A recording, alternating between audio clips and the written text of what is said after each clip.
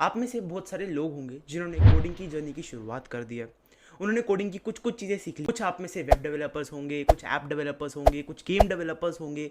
And अब आप जानना चाहते हो कि इंटर्नशिप का एक्सपीरियंस कैसा रहता है। तो आज की इस वीडियो में मैं मेरा पूरा इंटर्नशिप का एक्सपीरियंस डिस्कस करने वाला हूँ, जिसके थ्रू आई होप आपको बहुत सारी लर्निंग्स मिलेंगी। आप लोग कुछ कुछ चीज़ें सीख पाओगे एंड आप लोगों को पता लग पाएगा कि एक इंटर्नशिप के अंदर काम कैसे किया जाता है, कितना स्टाइपेंड आप लोगों को मिल सकता है, कौन कौन सी वो वेबसाइट्स हैं जहाँ से आप लोगों को इंटर्नशिप्स के लिए अप्लाई करना चाहिए। ये सारी चीज़ें हम लोग डिस्कस करने वाले हैं। तो इस वीडियो को एंड तक जरूर देख के जाना, क्योंकि बहुत सारी लर्निंग्स होने वाली हैं। तो बिना देर किए चलिए शुरू करते हैं। तो सबसे पहला जो क्वेश्चन हम लोगों के दिमाग में होता है वो होता है कि हम लोग इंटर्नशिप्स के लिए अप्लाई कैसे करें। सबसे पहले अगर आप लोगों को इंटर्नशिप के लिए अप्लाई करना है, सबसे पहले तो एक रिज्यूमे को क्रिएट करो। उस रिज्यूमे के अंदर आप लोगों की प्रोजेक्ट्स होने चाहिए, आप लोगों की स्किल्स मेंशन होनी चाहिए। अगर आप लोग किसी कॉलेज के अंदर हो तो वो कॉलेज मेंशन होना चाहिए। ये सारी चीज़ें आप लोगों को एक रिज्यूमे के अंदर मेंशन करनी है। उसके बाद आप लोगों को इंटर्नशाला और एंजलिस्ट, ये दो प्लेटफॉर्म्स मोस्ट रिकमेंडेड है मेरी तरफ, क्योंकि मुझे इन दोनों प्लेटफॉर्म्स की तरफ से अच्छा रिस्पॉन्स मिला है। मुझे इंटर्नशाला के थ्रू 2 इंटर्नशिप्स मिली हैं एंड एंजलिस्ट के थ्रू मुझे जॉब्स भी मिली हैं। तो अगर आप लोग इंटर्नशिप्स के लिए अप्लाई कर रहे हो तो इंटर्नशाला और एंजलिस्ट 2 ऐसे प्लेटफॉर्म्स हैं जहाँ पे आप लोगों को बहुत ज़्यादा हाई चांसेस है इंटर्नशिप्स मिलने के। आप लोग डायरेक्टली इनकी वेबसाइट के ऊपर अकाउंट क्रिएट कर सकते हो एंड वहाँ पे जाकर डायरेक्टली इंटर्नशिप्स के लिए अप्लाई करना शुरू कर सकते हो। एंड यहाँ पे आप लोगों को बहुत ज़्यादा अच्छी अच्छी इंटर्नशिप्स देखने को मिलेगी। यहाँ पे आप लोगों को 10,000 रुपये का पैकेज भी देखने को मिलेगा, 10,000 रुपये पर मंथ के हिसाब से। एंड आप लोगों को 50,000 रुपये महीने तक का पैकेज भी देखने को मिलेगा। तो आप लोगों को सारी कंपनीज के पास अप्लाई करना शुरू कर देना है एंड उनमें से कुछ कुछ कंपनीज आपके पास रिप्लाई बैक करना शुरू कर देंगी। Hope so. एंड ये जो कंपनीज होती हैं ये मोस्टली आप लोगों की सर्विस बेस्ड कंपनीज होती है। सर्विस बेस्ड कंपनीज के अंदर आप लोगों को लर्निंग्स बहुत ज़्यादा मिलती हैं। अगर आप लोग प्रोडक्ट बेस्ड कंपनीज में जाते हो या फिर आप लोग सर्विस बेस्ड कंपनीज में जाते हो तो आप लोग सर्विस बेस्ड कंपनी में बहुत जल्दी जल्दी प्रोडक्ट्स को कंप्लीट करने की कोशिश करते हो, बजाय कि जब आप लोग प्रोडक्ट बेस्ड कंपनी के अंदर जाते हो तब आप लोग एक ही प्रोडक्ट पे काम करते रहते हो डिटेल के अंदर। तो अगर आप लोग सर्विस बेस्ड कंपनीज के अंदर जाओगे तो आप लोग अपनी स्किल को जल्दी जल्दी इंप्रूव कर पाओगे। मैंने भी अपने करियर की शुरुआत एक सर्विस बेस्ड कंपनी से ही की थी, तो मैं आप लोगों को रिकमेंड कर सकता हूँ कि आप लोग सर्विस बेस्ड कंपनीज में अप्लाई करना शुरू कर सकते हो, जिससे कि अगर आप लोग एक रिएक्ट नेटिव डेवलपर हो, एक रिएक्ट जेएस डेवलपर हो, किसी भी टाइप के एक डेवलपर हो, तो आप लोगों की स्किल बहुत ज़्यादा इंप्रूव हो सकती है। इसके अलावा हमारे पास एक और क्वेश्चन होता है कि इंटर्नशिप के अंदर हमें स्टाइपेंड कितना मिलता है।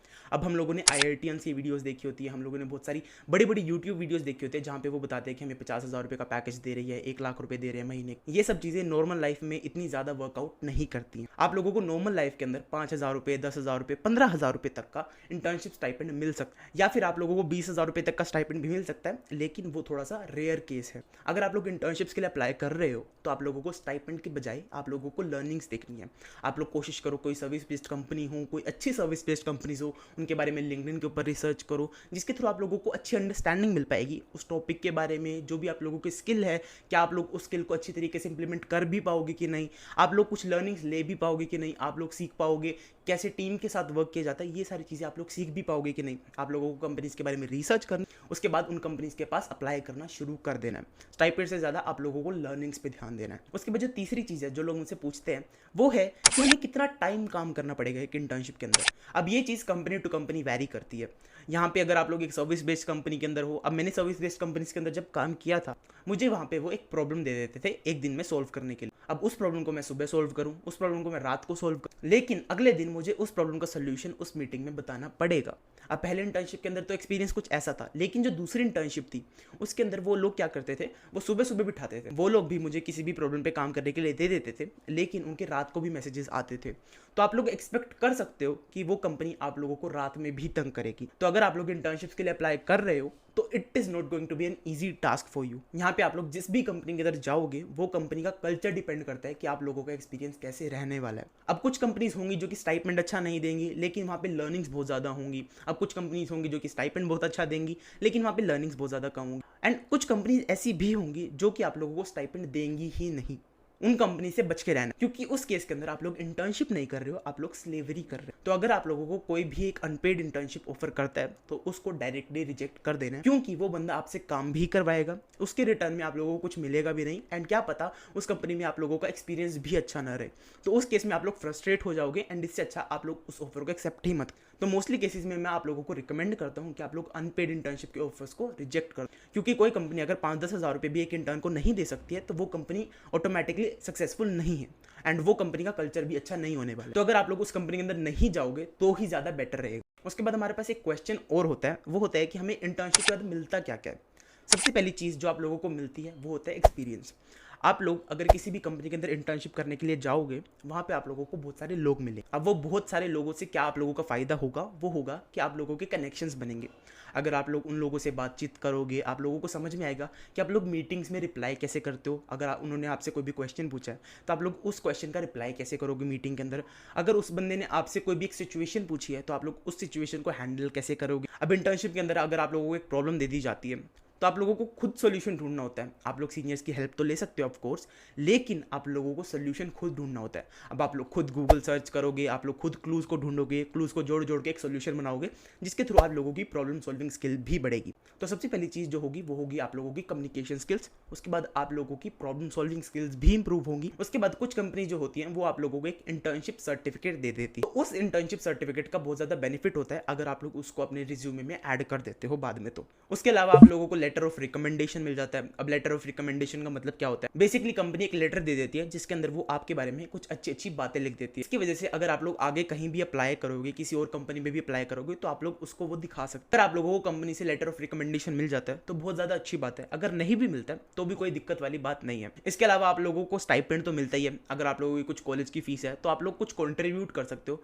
जिसके थ्रू आप लोग कॉलेज की फीस भरने में आप लोगों के पेरेंट्स की मदद कर सकते हो।